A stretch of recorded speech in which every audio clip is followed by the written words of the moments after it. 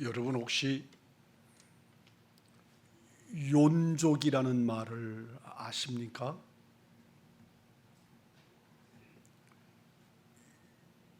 욘족이란 젊은 부자인데 일반인들과 동일하게 아주 평범하게 사는 사람들을 일컫는 이 시대의 시사 용어라고 그럽니다. 30, 40대에 자수성가해서 수천만, 수십억 달러를 일군 사람들을 일컫는 말인데, 돈을 그렇게 엄청나게 젊은 날에 그저 태풍처럼 돈을 벌어서 그걸로 호화별장, 호화요트, 개인 비행기 뭐 등등 그렇게 화롭게 사는 일반적인 갑부들과 다르게 열심히 벌어서 모은 재산들을 오히려 어렵고 힘든 사람들을 돕고 자선 사업을 하면서 가족들과 함께 아주 평범한 삶을 추구하는 성향을 가진 사람들, 그들을 욘족이라고 일컫는답니다. 이렇게 설명을 하면 욘족이 뭔지 잘 모르잖아요. 그런데 이 시대의 대표적인 욘족이라고 하면 빌 게이츠, 그리고 야후의 창업자 제리 양, 이베리의 공동 창업자인 피에르 오미드야르, 이런 사람들을 욘족이라고 일컫는다는 것입니다. 돈이 있는데 그 돈을 어떻게 하면 선하게 쓰지? 어떻게 하면 모든 인류와 공유할 수 있지? 그리고 정부나 또는 어떤 기관이 돌보지 못하는 것, 손이 닿지 않는 곳을 내가 이 돈을, 하나님이 내게 주신 이 돈을 그들에게 투자하고 그들을 돕는 일에 사용하지, 이런 생각을 갖는 사람들입니다. 조금 된 얘기지만 이 빌 게이츠 같은 사람은 우리 한국에 찾아왔다가 서울대학교를 방문하고 서울대학교에 500억을 기부하면서 우리 대한민국의 미래를 생산해 달라고 부탁을 할 정도로, 전혀 자기하고는 상관이 없는데 미래를 목표하면서 자기의 그 엄청난 부를 어떻게 하면 가장 선하게 쓸 수 있을까를 고민하는 그런 사람들입니다. 다른 말로 말하면 욘족은 바른 길을 가는 사람들, 제대로 살 줄 아는 사람들, 돈을 벌어서 바르게 쓸 줄 아는 사람들이다, 그런 말입니다. 아주 좋은 길을 선택한 부자들을 일컫는 말인 것이죠. 성경은 우리들에게 말씀합니다. 해와 달과 별이 있는데 그들에게 길이 있고 그들이 가는 길을 하나님이 내셨다, 길을 만들어 주셨다고 말씀합니다. 비, 구름, 우레의 법칙을 만드시고 그 길을 내신 이가 하나님이시다 하고 말씀합니다. 비도 구름도 다 제 길이 있습니다. 우리 이번 지난 8월 말 태풍에서 얼마나 우리가 두려워하고 걱정했습니까? 그런데 놀라운 것은 기상청에서 그들이 가는 길을 정확하게 가르쳐 냅니다. 우리가 생각할 때 저게 어떻게 알 수 있을까? 그런데 지난번에 우리 어느 방송인지는 모르겠습니다만 그 기상청 사람들에 관한 드라마를 하면서 그들이 어떻게 그 구름, 비의 양, 그리고 그 태풍이 만들어지는 등등의 것들을 어떻게 찾아내고 하는지를 방송을 통해서 본 적이 있습니다. 정확하게 비도 바람도 길이 있다는 것입니다. 해와 달과 별이 그 길을 바꾸면, 그가 가야 되는 길이 있는데 그 길을 바꾸면 어떻게 됩니까? 해와 달은 그만두고 작은 별 하나가 길을 바꾸어도 우리 이 지구라고 하는 별에는 대재앙이 임합니다. 자연이 길 하나만 바꾸어도 인류가 생존할 수가 없는 겁니다. 요사이 우리 이 지구의 환경 문제가 우리들에게 최고의 관심사, 그 어느 때보다도 관심사가 높지 않습니까? 극지방에, 남극과 북극 지방에 얼음이 녹으면서 이 지구의 축이 이렇게 달걀 모양의 지구가 이렇게 기울어져 있는데, 이 기울어지는 지구가 이렇게 반드시 서가는 과정이 있다는 것입니다. 만약에 그렇게 되는 날이 생기면 지금의 열대와 극한 지방의 여러 가지 변화가 한꺼번에 일어나면서 정말 인류의 재앙이 임할 것이라고 설명하는 글을 신문에서 읽은 적이 있습니다. 동물들의 본능에는 참 묘한 데가 있습니다. 아무리 작은 미물이라도 제 길을 바꾸지 않고 갑니다. 하늘이 무한히 넓어도 새들마다 자신들이 날아가는 길이 있습니다. 바다의 거북이도 자기 길을 따라갑니다. 물고기들이 떼를 지어 다니지만 자기들의 길을 벗어나지 않습니다. 연어는 자신의 길을 왔다가 산란한 다음에 죽는 물고기, 회귀 본능을 구체적으로 표현하는 물고기 중에 연어가 있기도 합니다. 모든 생물들은 자신들이 갈 그 길을 바꾸지 않거나 바꾸지 못합니다. 자기가 가는 길을 아는데 사람만이 정해진 자신의 길을 가지 아니하고 바꾸려고, 자신의 인간의 가는 길을 바꾸려고 시도합니다. 에레미야 2장은 유다의 죄악에 대한 고발을 하고 있습니다. 그 고발의 내용이 따라서 하십시다. 내가 길을 바꾸었다. 길을 바꾸었다고 책망하시면서 그 길을 바꾼 것이 유다의 죄라고 성경은 지적하고 있습니다. 유다는 아무 생각 없이 여기저기 다니면서 손을 내밀고 추파를 던집니다. 왜냐하면 자기들의 힘이 약하기 때문에. 유다라고 하는 나라가 작은 나라이고 그 힘이 약하기 때문에 강한 나라에 등을 대고 그들의 도움을 받기 위해서 그렇습니다. 우리나라도 우리들의 의지와는 많이 다르게 미국의 눈치도 보고 중국의 눈치도 보고 일본과 러시아의 이 사강 대국들 사이에서 등거리로 얼마나 고민을 많이 하고 고생을 합니까? 이 유다는 주변에 우리와 엇비슷하게 아주 막강한 대제국들이 있었습니다.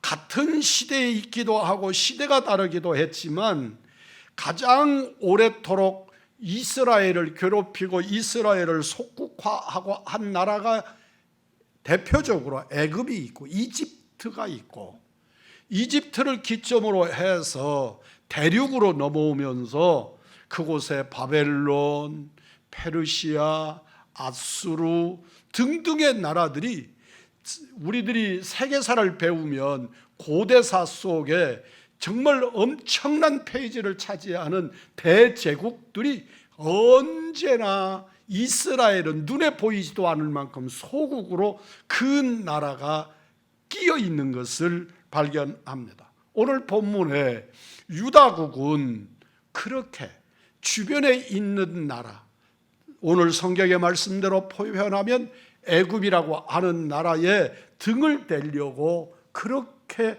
온갖 노력을 다하고 있습니다. 뿐만 아니고 이 애굽이 이미 쇠해졌는데, 우리나라도 그런 경우가 많지 않습니까? 명하고 청하고 함께 섰는데 명은 이미 기운을 다하고 무너지고 있는데, 우리 조선의 왕이나 신하들은 명이 우리의 대국이라 청은 오랑캐다, 그래서 청을 배격하고 명을 섬기려고 그러다가 결국은 엄청난 일을 당하는 그런 경우를 수없이 보지 않습니까? 그런 것처럼 유다는 지금 이집트에다가 자꾸 추파를 던지면서 사신을 보내고, 내가 뭘로 당신들에게 마음을 즐겁게 해드리겠으면 되겠습니까? 그런데 이미 그 나라의 국력은 쇠하여지고 제국들이 일어나고 있는데도 그렇게 그들에게 빌붙어서 뭔가 자기들의 안보를 지켜보려고 온갖 노력을 하고 있는 겁니다. 그들은 유다가 의지할 만큼 힘을 가지지 못했고 변덕스러워서 의지할 만한 자들이 아닌데도 불구하고 이들은 어떻게든지 그런 제국에 붙어서 좀 살아남아 보려고 노력을 하고 있는, 성경은 오히려 이렇게 말씀합니다.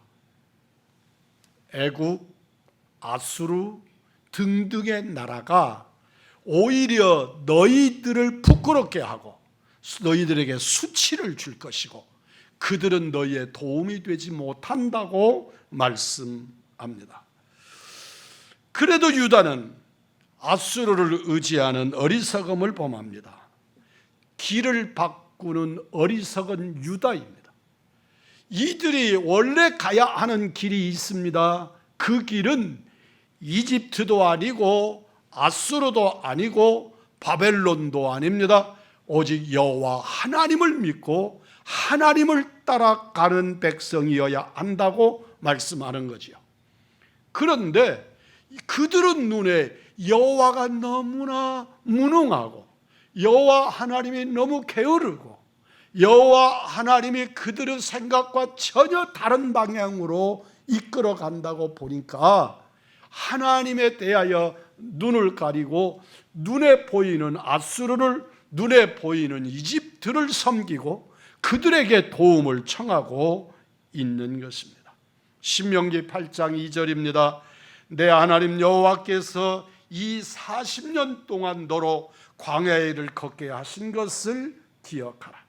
하나님은 왜 보름이면 갈 수 있는 길을 40년이나 광야에서 이스라엘 백성들이 헤매게 했을까요? 광야길은 괴롭고 먼 길이나 그 길을 바꾸었으면 가나안은 그들에게 돌아오지 않는 땅이 될 수 있었기 때문입니다. 우리가 걸어온 길, 우리가 걸어가야 하는 길을 다시 돌아보면서 우리의 길이 바른 길인가 다시 한번 하나님 앞에서 살피는 은혜의 시간이 되기를 주님의 이름으로 축복합니다. 36절입니다. 내가 아수르로 말미암아 수치를 당함 같이 또한 애굽으로 말미암아 수치를 당할 것이라. 하나님과 통하는 길이 바꾸어서 아수르와 애굽과 통하는 길을 열었습니다. 그리고 그들이 생각할 때 아수르가 나의 보호자가 될 것이고 이집트가, 애굽이 나의 보호자가 될 것이라고 믿었습니다. 하나님은 이런 유다에게 수치를 경고합니다. 그렇게 믿었던 아수르가, 그렇게 믿었던 애굽이 너를 공격할 것이고 너를 무너뜨릴 것이고 너를 노예처럼 다룰 것이다. 그 수치를 당하게 될 것을 경고하십니다. 하나님은 힘이시고 하나님이 승리이신 줄 믿으면 아멘합시다. 그 하나님을 버리고 사람의 힘, 무기의 힘을 의존하는 것이 불신앙이고 수치입니다.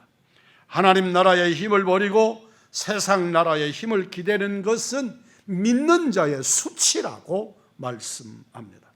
바른 길을 버리고 그릇된 길을 가는 것이 부끄러움입니다. 그것이 길을 바꾼 자의 결론입니다. 하나님보다 인간을 의존하는 것은 길을 바꾸는 것입니다. 하나님이 아닌 다른 신에 의존하는 것도 길을 바꾸는 것입니다.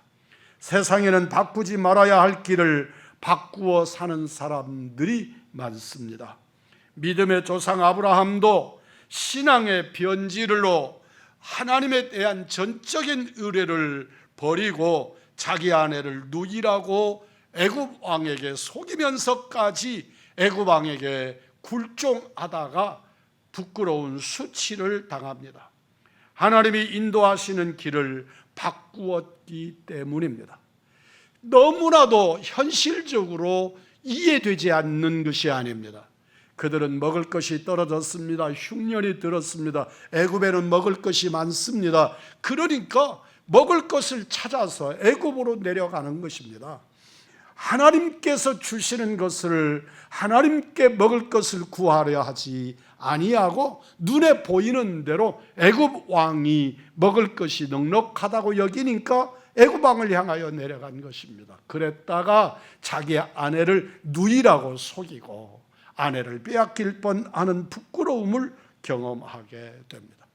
여호수아 24장 15절입니다. 만일 여호와를 섬기는 것이 너에게 좋지 않게 보이거든 너희 조상들이 강 저쪽에서 섬기던 신들이든지 또는 너희가 거주하는 땅에 있는 아모리 족속의 신들이든지 너희가 섬길 자를 오늘 택하라. 오직 나와 내 집은 여호와를 섬기겠노라 하니. 아멘. 우리 함께 한번 해보십시오. 오직 나와 내 집은 여호와를 섬기겠노라. 아멘. 여호수아는 길을 바꾸지 않습니다. 주변 사람들이 아무리 이렇게 저렇게 좋아 보여서 자기들의 구미에 맞는 대로 선택해 가도 나는 여호와 하나님 섬기는 그 길을 바꾸지 않겠다는 것입니다. 여호수아는 진정 하나님과의 외길 인생을 살았습니다.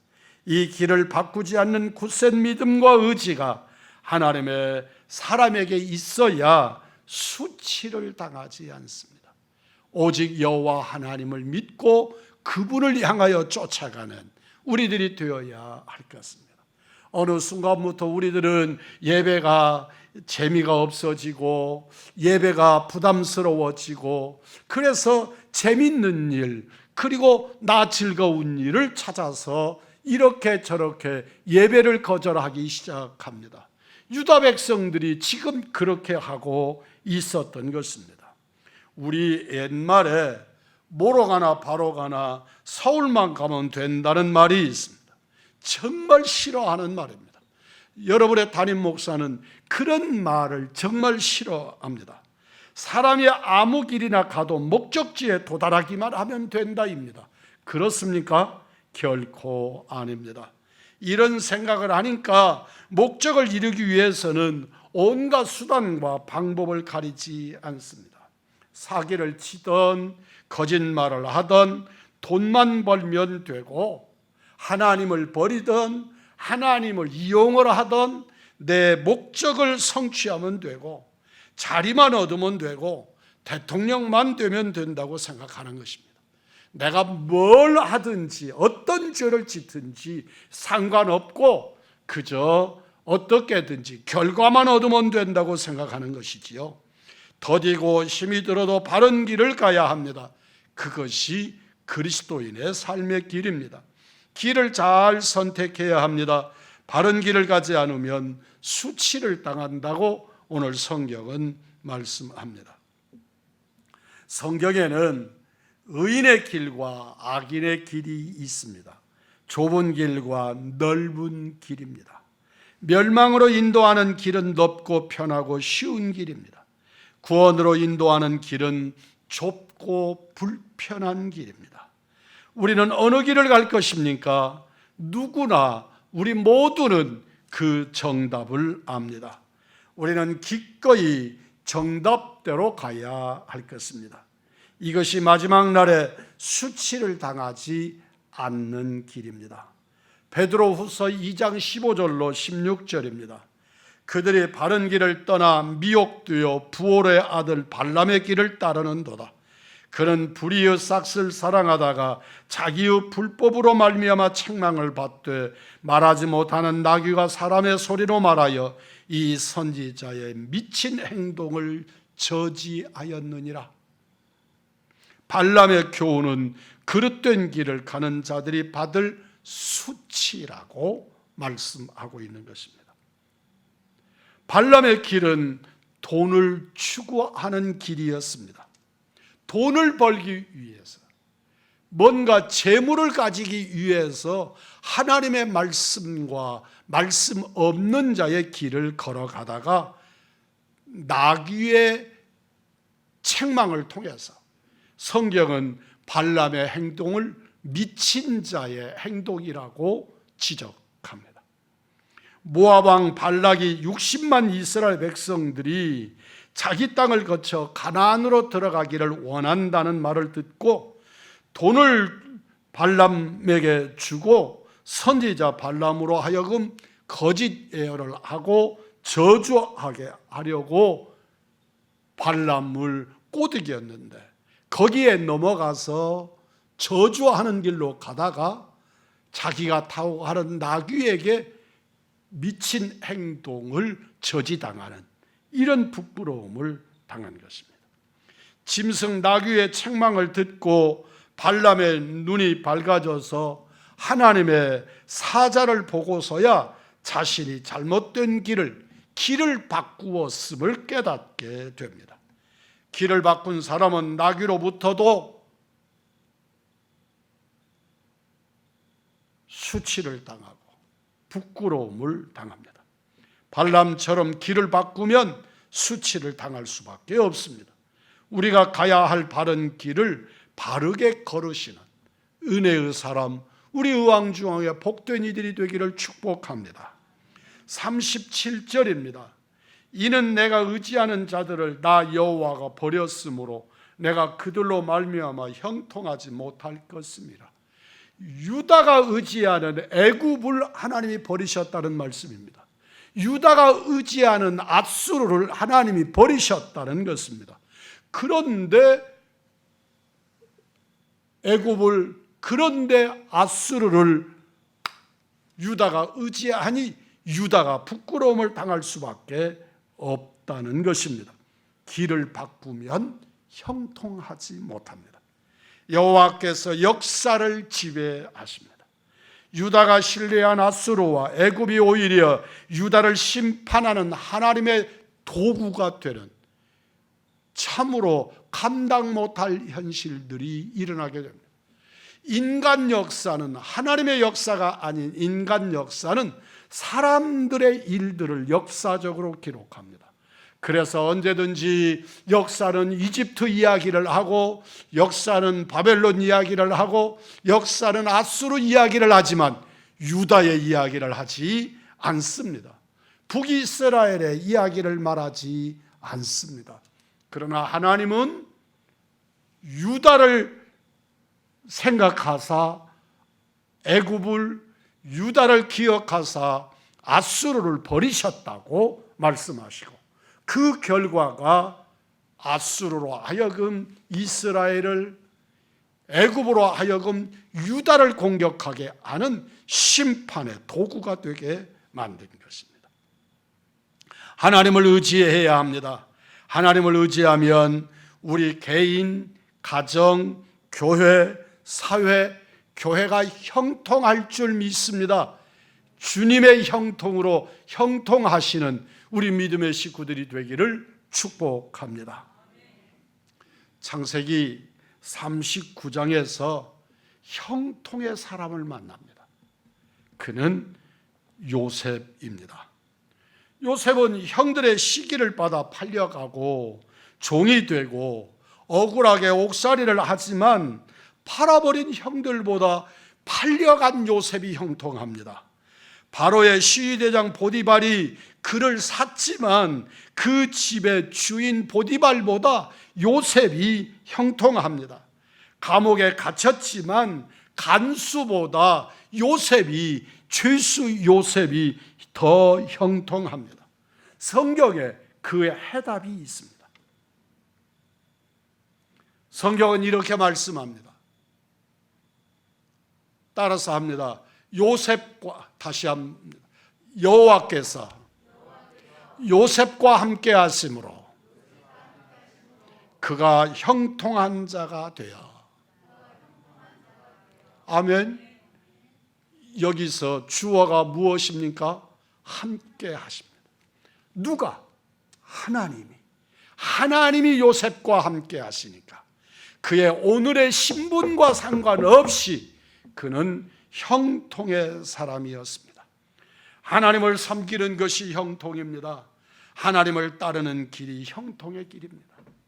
그가 자기의 생각과 다르게 결국 팔려가고 노예가 되고 죄인이 되지만, 그러나 하나님이 함께 하심으로 요셉은 형통한 사람이 됩니다. 하나님을 따르는 길이 형통의 길입니다.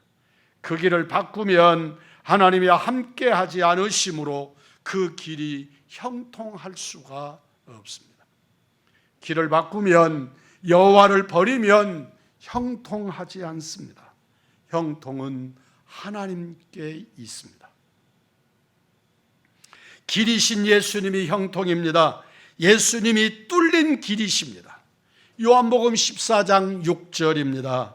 내가 곧 길이요 진리요 생명이라고 말씀하십니다. 예수님은 유일하신 길이기 때문에 나로 말미암지 않고는 아버지께로 올 자가 없다고 말씀합니다. 왜냐하면 예수님이 구원의 길이기 때문입니다. 예수님이 천국 가는 길이기 때문입니다.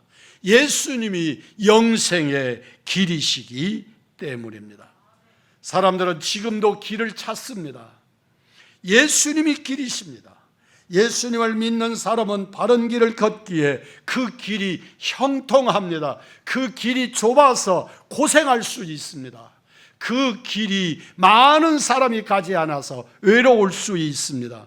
그러나 그 길이 구원의 길인 줄 믿습니다. 우리 앞에는 항상 여러 갈래의 길이 있습니다. 그 많은 길 가운데 어떤 길이 바른 길이고 어느 길이 생명의 길이고 어느 길이 생명의 길입니까? 어느 길이 형통한 길이고 어느 길이 생명의 길입니까? 믿음의 눈으로 봐야 바로 보이는 길입니다. 믿음의 눈으로, 말씀의 눈으로 봐야 바른 길을 갈 수 있습니다. 바른 길은 어렵습니다. 바른 길은 멀게 돌아가는 길이기도 합니다.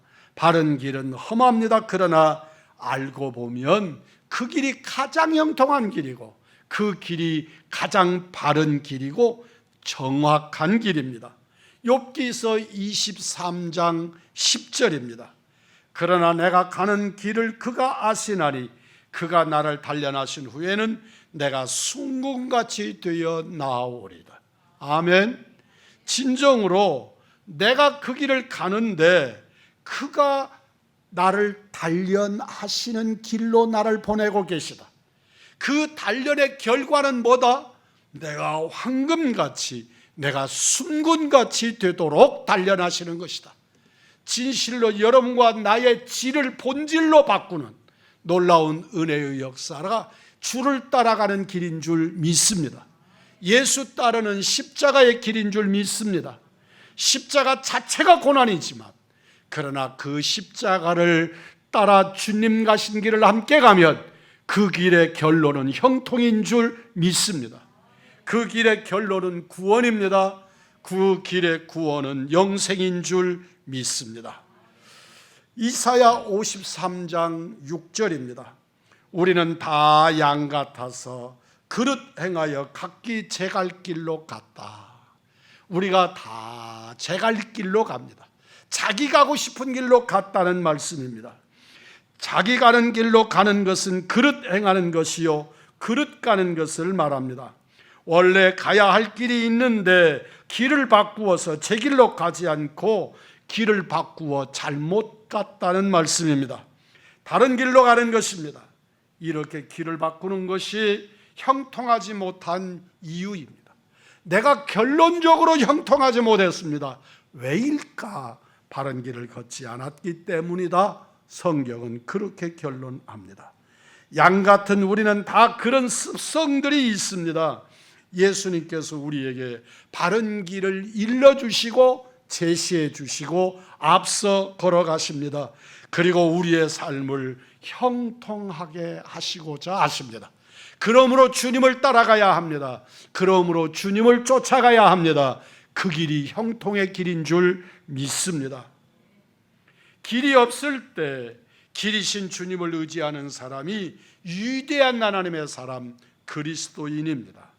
영혼을 살리는 길을 여는 사람들, 영혼을 살리는 우리 주님이 걸어가신 그 길을 걷는 사람들, 주님이 명령하신 그 길을 열고 그 길을 개척하는 사람들, 그들이 선교사고 그 일이 선교인 줄 믿습니다. 우리 의왕중앙교회가 존재하는 것, 외국의 복음을 전하는 일만이 아니라 예수 십자가의 바른 길을 열어서 생명 구원의 역사를 이루는 선교의 역사가 우리 의왕중앙교회가 존재하는 이유들입니다. 영혼을 살리는 사람들, 살리는 길로 험하지만 그 길을 걷는 여러분이 복음을 가진 선교사들입니다. 잠언서 14장 12절입니다. 어떤 길은 사람의 보기에는 바르나 필경은 사망의 길이니라. 사람의 눈으로 보는 것은 다르다는 것입니다. 말씀으로 보시기를 바랍니다. 진리로 보시기를 바랍니다. 예수를 통해 보시는 여러분이기를 축복합니다. 바르게 보이는 사망의 길이 아니라 굽어 보이고 힘들어 보이는 생명의 길을 걷는 우리 의왕중앙의 믿음의 사람, 선교 사상을 가진 믿음의 사람들이기를 축복합니다. 이 생명의 길에서 절대로 길을 바꾸지 마십시오. 오직 한 길, 믿음의 길, 복음을 짊어지고 십자가를 따라가는 길을 평생 걷는 우리들이 되기를 원합니다. 다윗은 시편 23편에서 하나님이 우리를 의의 길로 인도하신다고 하십니다. 하나님의 영광을 위하여, 하나님의 이름을 위하여 우리를 의의 길로 인도하신다. 그러므로 믿으십시오. 주님 따라 그 길을 걷는 우리들이기를 축복합니다. 목자이신 주님은 우리를 의의 길로 인도하십니다.